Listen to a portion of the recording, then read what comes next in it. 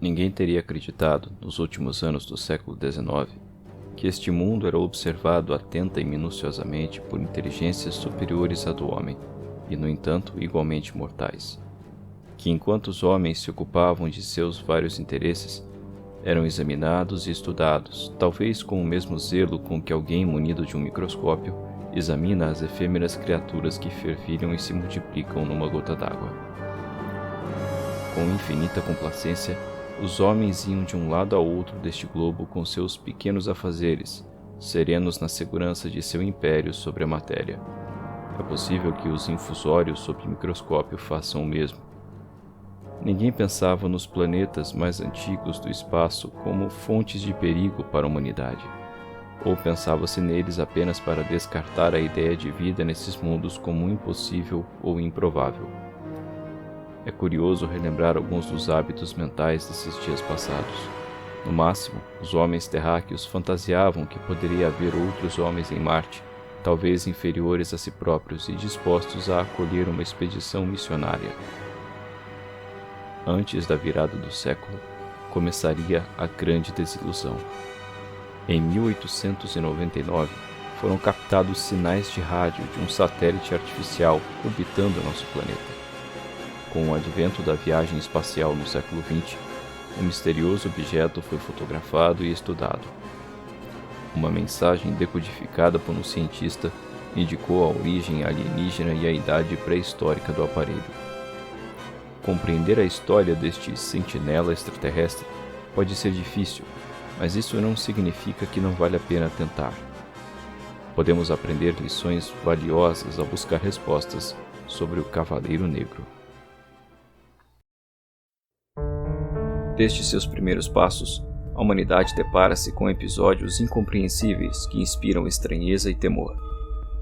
Mesmo nos dias guiados pela ciência, alguns permanecem sem explicação, desafiando a compreensão de quem tenta solucioná-los. Tentar esclarecê-los pode nos levar aos limites do conhecimento e da própria natureza humana. Se tiver coragem, dispa sua mente de superstições e prepare-se para uma visita ao desconhecido. Eu sou Eduardo Oliveira e este é o Podcast X. Se você costuma ler sobre ufologia, é muito provável que já tenha ouvido falar sobre o tema desse episódio. Sua história é como um cartaz pregado em vários lugares da internet, mas sempre faltando pedaços. Como de praxe, não é comum ver toda a informação no mesmo lugar e nem de forma que mereça crédito. Mesmo em palestras onde viu o assunto ser mencionado, era apresentado muito rapidamente e sem embasamento crível. De forma geral, atribui-se ao cientista, inventor e engenheiro Nikola Tesla a descoberta do suposto satélite. Em seus experimentos com rádio em Colorado Springs, nos Estados Unidos, em 1899, ele captou sinais repetitivos com origem externa ao planeta. Naquela época ainda tinha-se como plausível a ideia de civilizações em outros pontos do Sistema Solar, como Marte, Vênus e até a Lua. Além disso, o próprio Tesla defendia que deveríamos usar o rádio para tentar encontrar civilizações inteligentes em outros planetas e até nos comunicar com elas. O desaparecimento dos sinais aumentou o mistério. Para a surpresa do engenheiro elétrico e inventor italiano Guglielmo Marconi, alguns dos sinais de código Morse que ele enviou retornaram a ele através de uma fonte que não foi capaz de determinar. Durante os anos 20 e 30, radioamadores captaram sinais de algo que poderia estar em órbita. O caso mais interessante aconteceu em 27, em Oslo, na Noruega. Ao transmitir ondas curtas ao espaço, o engenheiro civil Jørgen Haus recebeu seus próprios sinais, segundos após a transmissão. Em uma carta ao físico norueguês Carl Stormer, ele escreveu: No fim do verão de 1927, ouvi repetidamente sinais da estação holandesa de transmissão de ondas curtas Papa Charlie Juliet Juliet em Eindhoven. Ao mesmo tempo que os ouvi, também ouvi ecos. Ouvi o eco comum que circula a Terra com um intervalo de cerca de 1/7 de segundo, assim como um eco mais fraco, cerca de 3 segundos após o eco principal desaparecer. Quando o sinal principal estava especialmente forte, Suponho que a amplitude para o último eco 3 segundos depois estavam entre 1/10 e 1/20 da força do sinal principal. De onde o eco vem, não consigo dizer no presente, posso apenas confirmar que realmente o ouvi. Várias vezes, transmissões de rádio eram enviadas de volta a seus emissores, sem que fosse encontrada uma explicação. Em 14 de maio de 1954, jornais publicaram uma declaração do ex-aviador naval estadunidense Major Donald Keyhoe, diretor do Comitê Nacional de Investigações sobre Fenômenos Aéreos, uma organização para o estudo de casos ufológicos. Keyhoe disse que a Força Aérea Americana havia encontrado 1 ou 2 satélites orbitando a Terra. Poderiam ser satélites espiões soviéticos? Em 23 de agosto, a revista Aviation Week and Space Technology publicou que o Pentágono, sede do Departamento de Defesa, descobrira 2 satélites em órbita, mas a informação não foi confirmada pelos militares. Eles orbitariam a cerca de 644 e 945 quilômetros da Terra, 400 e 600 milhas. Oficialmente, claro, nosso primeiro satélite artificial, o Sputnik 1, só seria lançado pelos soviéticos em 4 de outubro de 1957, mais de 3 anos depois. Em 11 de fevereiro de 1960, quando os Estados Unidos e União Soviética já possuíam satélites em órbita, jornais publicaram que radares da Marinha Americana, projetados para descobrir satélites espiões, haviam detectado algo que não era de nenhuma das nações: um objeto negro e acrobático. Pela primeira vez, foi feita a menção de que o objeto era negro. No dia seguinte, detalhes foram divulgados. O objeto orbitava a cerca de 79 graus do Equador, em uma órbita bem excêntrica. Seu apogeu, o ponto mais distante da Terra, era de 1.728 quilômetros. Seu perigeu, o ponto mais próximo, era de 216. Cada órbita levava 104 minutos e meio. Nos anos seguintes, o Cavaleiro Negro foi detectado por astrônomos em uma órbita polar que passa sobre os polos da Terra, mas ele ainda era intermitente. Aparecia e desaparecia sem padrão definido, chegando a ficar desaparecido por vários anos. Nas palavras de Robert Johnson, então diretor do Adler Planetarium em Chicago, o objeto sequer tem a decência de manter uma agenda regular como qualquer outro corpo celeste ou feito pelo homem. Não sabemos quando vê-lo. Em 28 de maio de 60, foi publicado na Nature o paper Comunicações de Comunidades Galácticas Superiores, do professor Ronald Bracewell, do Laboratório de Radiociência da Universidade de Stanford. As distâncias entre as estrelas tornam viagens tripuladas entre elas inviáveis. Para contornar esse problema, o artigo levanta a ideia de que uma civilização extraterrestre poderia enviar uma sonda não tripulada para entrar em contato conosco. Para saber em qual frequência deveria transmitir, a sonda primeiro ouviria os sinais que chegam até ela. Então, repetiria o sinal que recebeu. Bracewell escreveu que, para nós, seus sinais teriam a aparência de ecos com atraso de segundos ou minutos, como fora relatado décadas antes, sem explicação. Para notificar a sonda de que recebemos sua transmissão, a repetiríamos outra vez. Assim ela saberia que está em contato conosco. Após alguns testes para evitar acidentes e averiguar nossa sensibilidade e largura de banda, a sonda iniciaria sua mensagem. Deveríamos ficar surpresos se o início da mensagem fosse uma imagem de televisão de uma constelação? Perguntou o cientista. Logo especulava-se se o Cavaleiro Negro não seria um emissário de uma civilização extraterrestre, com a missão de nos observar ou mesmo de se comunicar conosco. O satélite poderia permanecer adormecido até que nós inventássemos uma forma de enviar sinais a ele. Em 61, o astrofísico do Observatório de Paris, Jacques Vallée, muito celebrado nas décadas seguintes na ufologia, anunciou um objeto brilhante em órbita retrógrada, na direção contrária da rotação da Terra. Ainda não havia meios para se colocar um satélite em órbita assim. Ao mostrar uma fita com informações sobre a descoberta a seus superiores, eles confiscaram o material e apagaram as imagens sem explicar o motivo.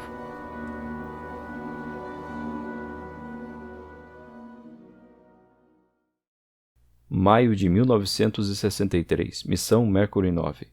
10, 9, 8, 7, 6, 5, 4, 3, 2, 1. Roger, have a lift off and the clock is operating. Sigma 7, phase 7 on the way. O astronauta Gordon Cooper, a bordo da cápsula Phase 7, relatou um objeto esverdeado em sua 15ª órbita. Cerca de 100 pessoas na estação de rastreamento de Mucheya, da NASA, cerca de 60 km ao norte de Perth, na Austrália, testemunharam o alvo nas telas de radar. 10 anos depois, o astrônomo, jornalista e escritor, inclusive de ficção científica, escocês Duncan Lunnan, publicou o resultado da decodificação dos sinais de rádio repetidos com base na ideia da sonda de Bracewell. Ele usou a ordem dos atrasos dos pulsos para plotar um gráfico. O resultado era parecido com um mapa estelar mostrando a constelação de Ursa Maior como era há 13.000 anos. Por isso, entende-se que o Cavaleiro Negro estaria em órbita há milênios. Ele usou o primeiro e último pulsos para compor um vetor, uma seta, que apontava na direção de uma estrela da constelação de Boeiro, mais especificamente para a estrela Epsilon Bootes. Ele alegou ter descoberto o ponto de origem dos sinais, o ponto Lagrange L5. L4 e L5 são dois pontos na órbita da Lua, um 60 graus à frente e outro 60 graus atrás, nos quais os efeitos gravimétricos da Terra e da Lua manteriam o objeto no lugar. E tem mais. Lunnan foi capaz de decifrar uma mensagem. Start here. Our home is Epsilon Bootes, which is a double star. We live on the 6th planet of 7. Check that, 6th of 7. Counting outwards from the Sun, which is the larger of the two. Our 6th planet has 1 moon. Our 4th planet has 3. Our 1st and 3rd planets each have 1. Our probe is in the orbit of your moon. This updates the position of Arcturus shown in our maps. Comece aqui. Nosso lar é Epsilon Bootes, que é uma estrela dupla. Vivemos no 6º planeta de 7. Verifique isso. 6º de 7, contando a partir do Sol, que é a maior das duas. Nosso 6º planeta tem uma lua. Nosso 4º planeta tem 3. Nossos 1º e 3º planetas têm uma cada.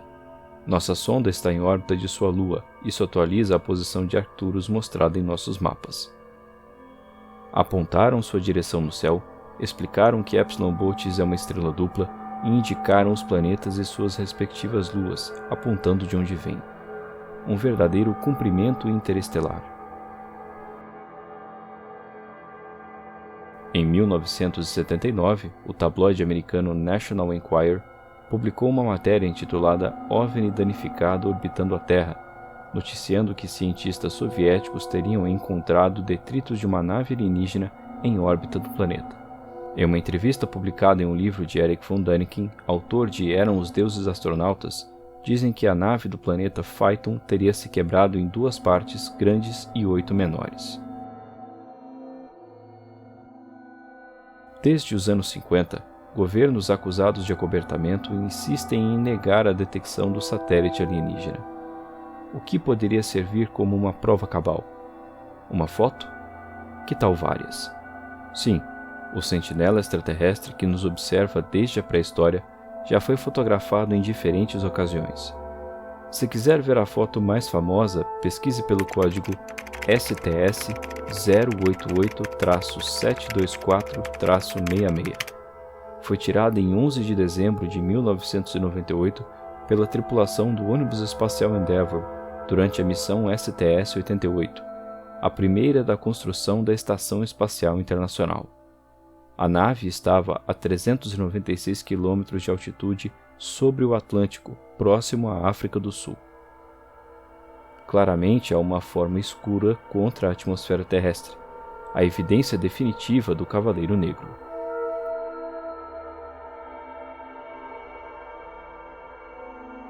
Agora que você já conhece os pontos mais contundentes sobre o Cavaleiro Negro, vamos aos aspectos que não se menciona com tanta frequência.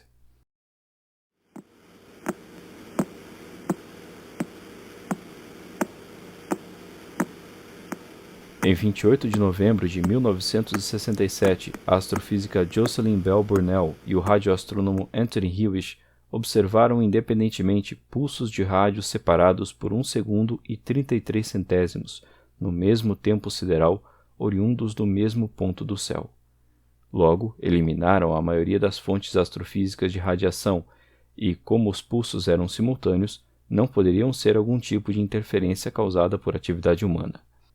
Suas impressões, transcritas acima, foram escritas quando outro telescópio confirmou o sinal, descartando falha de instrumento. Jocelyn escreveu: "Não acreditamos realmente que tínhamos captado sinais de outra civilização, mas obviamente a ideia passou por nossas mentes, e não tínhamos prova de que tratava-se de uma emissão de rádio totalmente natural." Apelidaram a fonte de rádio de LGM-1, LGM, Little Green Men, Homenzinhos Verdes.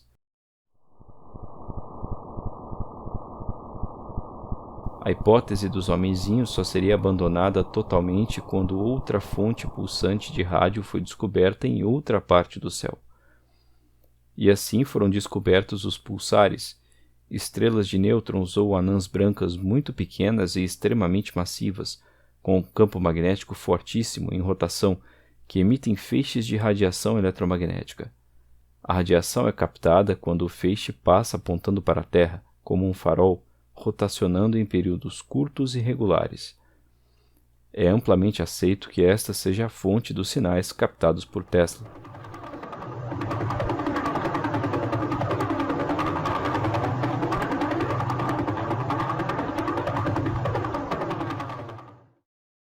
Em fevereiro de 1901, em Nova York, Tesla publicou na revista Collier's Weekly um artigo intitulado Falando com os Planetas, abordando a ideia de comunicação interplanetária via rádio. Falou sobre um projeto de comunicação com marcianos, mesmo não havendo conhecimento sobre a existência de vida naquele planeta. Ele apresentou um projeto para enviar e receber mensagens de rádio do planeta e acreditava que seria viável no futuro próximo. Ele também mencionou os sinais que captara. Para ele, o padrão sugeria algum tipo de origem inteligente. Mencionando diferentes causas naturais, ele descartou todas. O sinal fora recebido apenas naquela época. Em 1901, ele disse ter um sentimento constante de que os sinais eram uma saudação de um planeta a outro. 6 anos depois, ele alegou ter a conclusão positiva de que devem ter emanado de Marte. Existem citações de Tesla até 1935 a respeito da origem marciana dos sinais que recebera.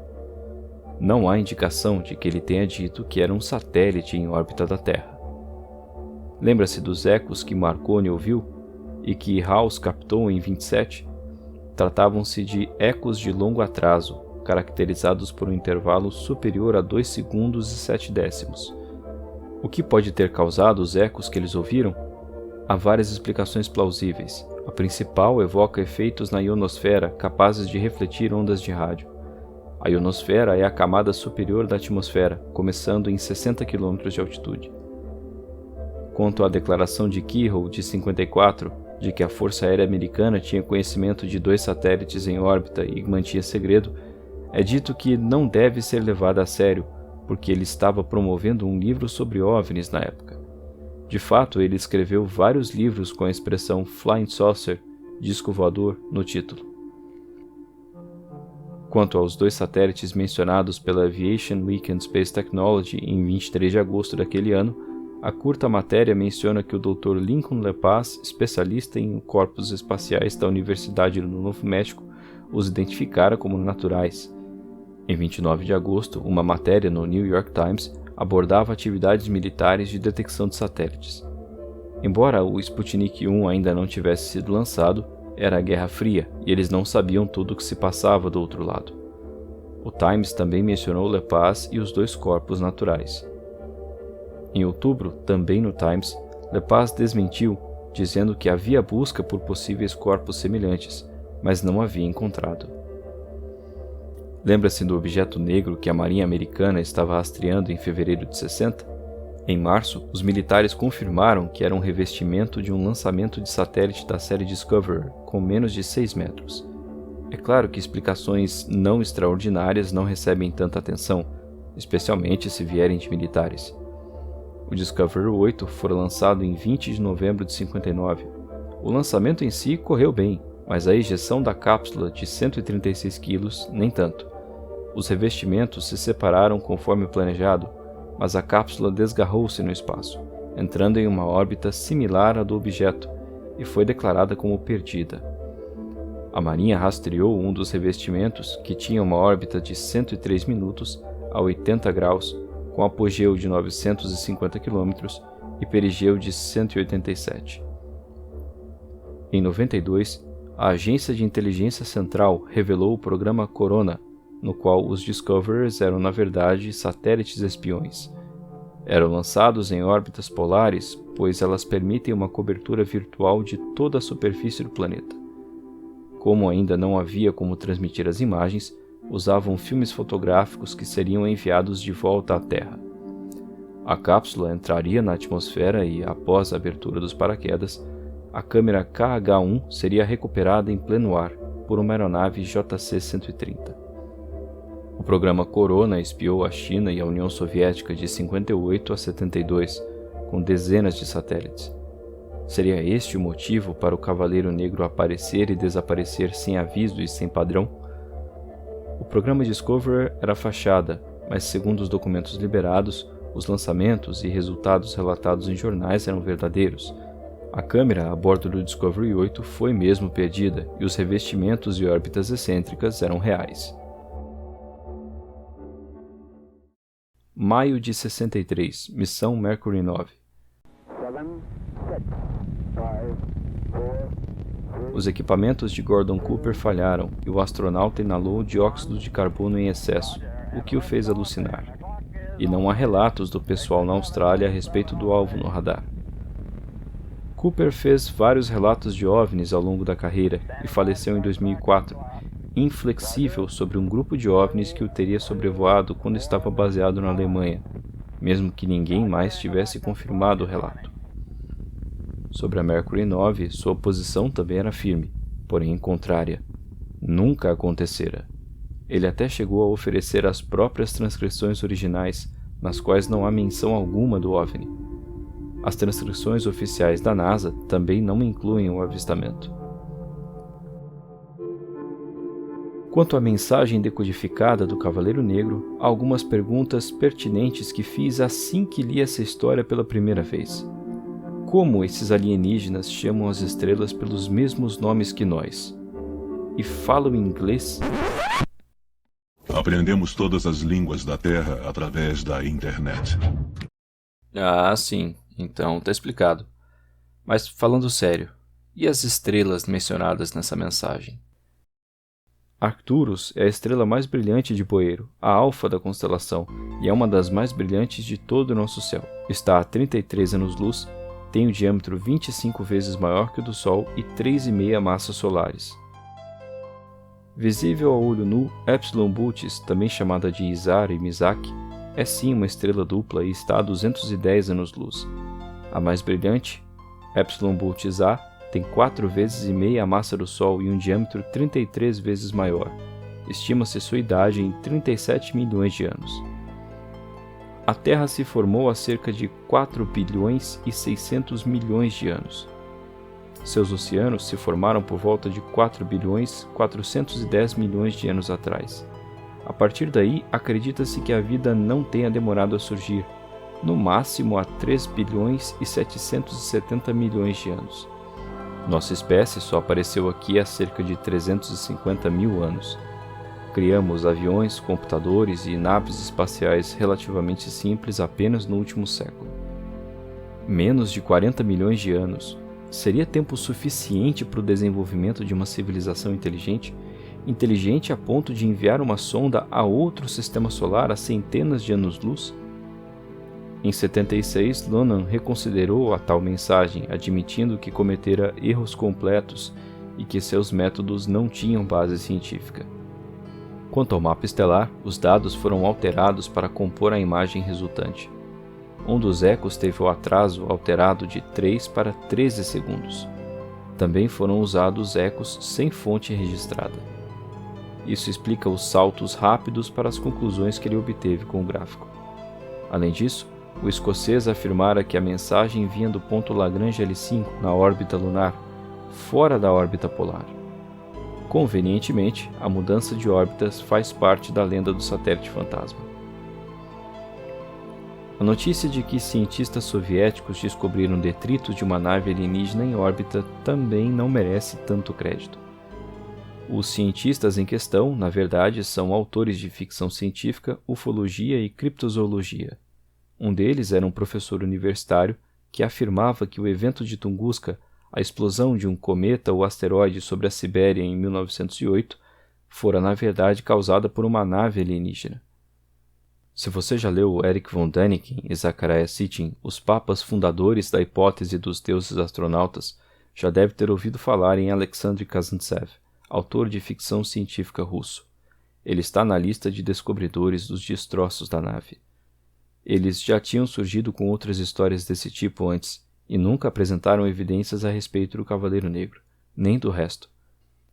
O próprio periódico onde a notícia fora publicada, o National Enquirer, não tinha lá muito critério de veracidade quando se tratava de publicar histórias sensacionais.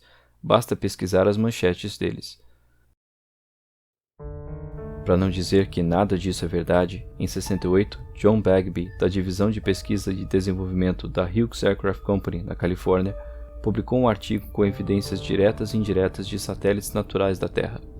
Várias observações acumuladas desde 1947 sugeriam que a Terra teria pelo menos 10 pequenos satélites naturais que se originaram quando um corpo maior se partiu em 1955. Perturbações nas órbitas de satélites artificiais seriam explicadas por essas pequenas luas. Os soviéticos teriam copiado a ideia e até os dados do artigo. Nos anos seguintes, o trabalho de Bagby foi contestado cientificamente.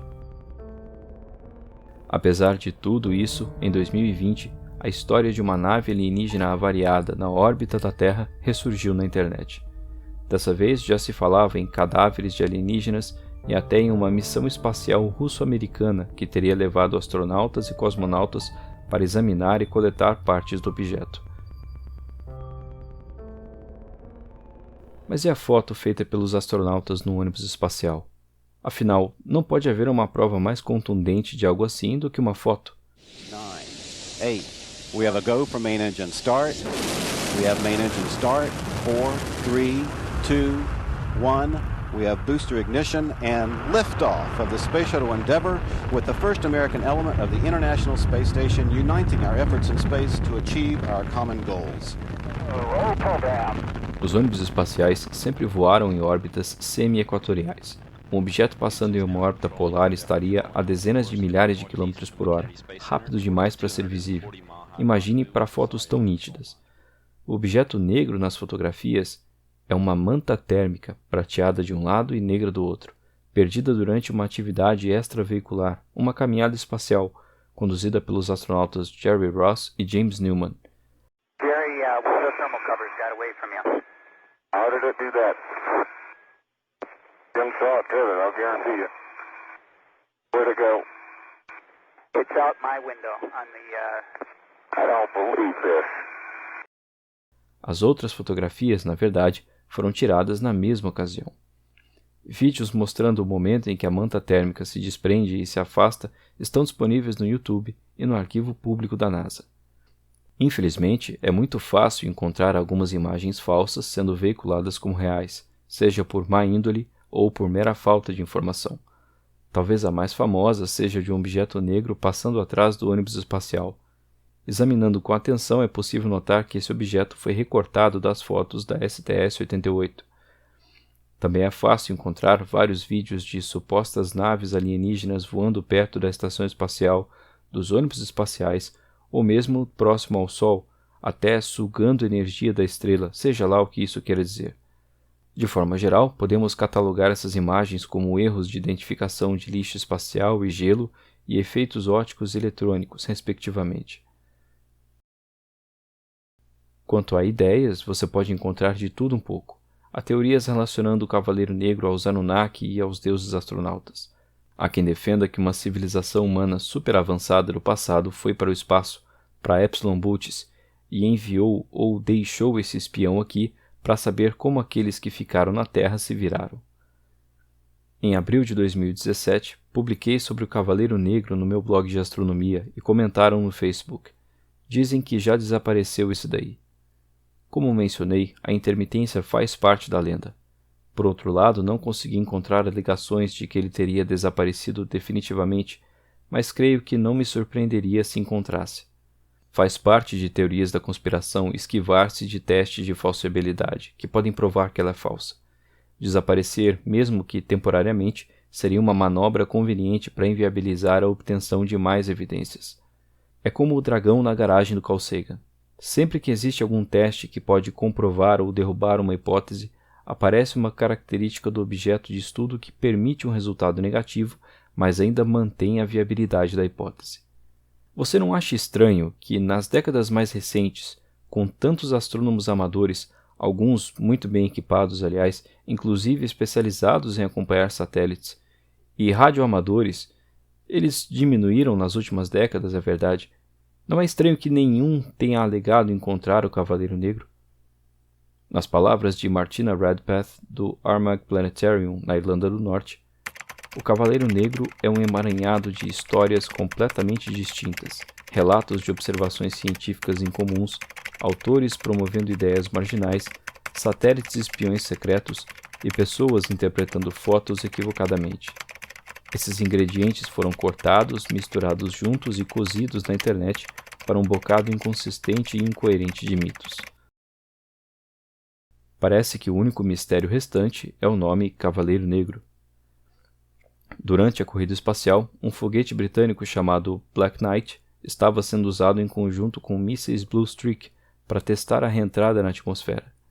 Entre 58 e 65, 22 foguetes foram lançados, mas eles não chegavam ao espaço. Na verdade, o segundo estágio apontava para baixo, para gerar mais estresse no veículo sendo testado. Em 64, foi anunciado um programa de lançadores de satélites Black Knight, tido como prioridade pelo governo britânico. O programa foi cancelado antes de colocar alguma coisa em órbita. E como isso se relaciona com o satélite fantasma?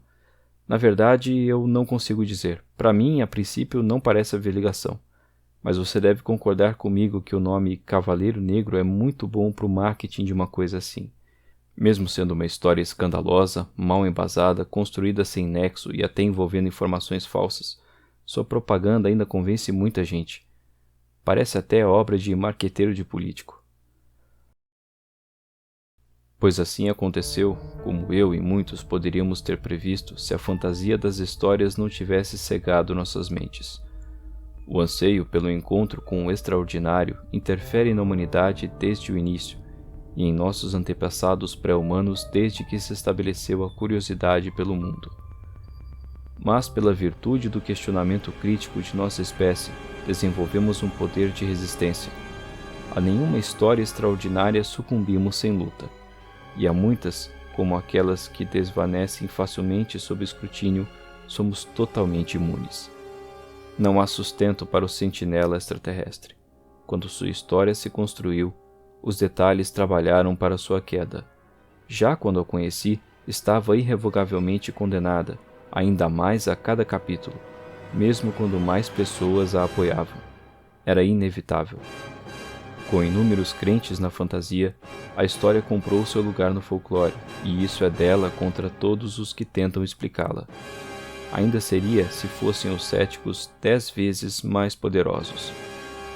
Pois mistérios não nascem ou morrem em vão.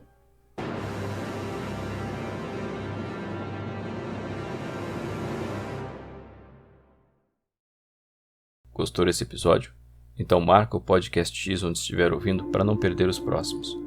Aliás, aproveita e manda para aquela pessoa que também curte esses assuntos. É essa pessoa mesmo em quem você pensou. Estamos em vários agregadores e até no YouTube. Todos os links estão no nosso bit.ly, bit.ly/podcastxbr. Estamos também no Instagram, essa rede social maravilhosa onde todo mundo é feliz e bem-sucedido. Siga-nos pelo @podcastxbr. Lá eu costumo postar umas curiosidades sobre os temas que nós abordamos aqui e também alguns bastidores de produção. Temos também uma comunidade no Reddit. Procure por PodcastX, tudo junto. Você também pode entrar em contato pelo e-mail contato.podcastx@gmail.com. Comentários, críticas e sugestões são sempre bem-vindos. Conta pra mim se tem algum tema que você quer ouvir aqui, se eu viajei muito nesse episódio, se eu viajei pouco, sei lá. Se quiser acompanhar outros conteúdos que eu produzo, eu tenho um blog de astronomia e também escrevo sobre mistérios por lá. Ele está no ar desde 2006 e alguns dos temas que apresento aqui estão em posts nesse blog. O endereço é blogdoastronomo.wordpress.com. Lá tem um link para o meu canal no YouTube. Só tem coisa velha, mas vai que eu volto a postar, então se inscreve lá. Até porque é de graça. Se quiser me ajudar a produzir conteúdo, outra forma de fazer isso é contribuir no Brave. Brave é um navegador de internet para computadores, smartphones e tablets baseado no Chromium. Chromium é o miolo de navegadores como Chrome e Opera GX. Então, todos os temas e extensões que rodam no Chrome rodam no Brave. Aí você me pergunta, por que eu trocaria de navegador então? Não é tudo a mesma coisa? Não, não é. Brave é mais rápido e mais leve do que os outros. Em dispositivos móveis, ele consome até 35% menos bateria. Brave ainda protege os seus dados, mantendo-os no seu dispositivo. E ainda tem um bloqueador de anúncios nativo. Chega de anúncio de curso de vender curso enchendo o seu saco no YouTube. Outra diferença é que, se você quiser, e apenas se você quiser, você pode sim ver alguns anúncios que serão escolhidos conforme os dados armazenados na sua máquina. Em troca, Brave te paga uma parcela do que ganha para te mostrar esses anúncios. É isso mesmo, o navegador vai te dar um trocado para ver anúncios se você quiser. Basta baixar e instalar o navegador e configurar o programa de recompensas. Ah, mas não é muita coisa. Não, não é, mas quanto você ganha para ver essa tonelada de anúncios a cada clique que você dá no seu navegador atual? Ok, Edu, e como isso vai me ajudar a te ajudar? Se você quiser, e apenas se você quiser, você pode destinar parte dos seus ganhos no navegador para esse pobre universitário criador de conteúdo. Você pode configurar um limite de doações mensais que será repartido entre os criadores de conteúdo que você escolher conforme o tempo que você passa nas páginas deles. Também dá para fazer doações diretas de determinados valores. Tem um link explicando tudo isso lá no nosso Bitly. Então, se você não anotou, tá aí de novo, bit.ly/podcastxbr. E eu já falei demais. Eu sou Eduardo Oliveira, esse é o Podcast X, e a gente se encontra em outro episódio com outro mistério.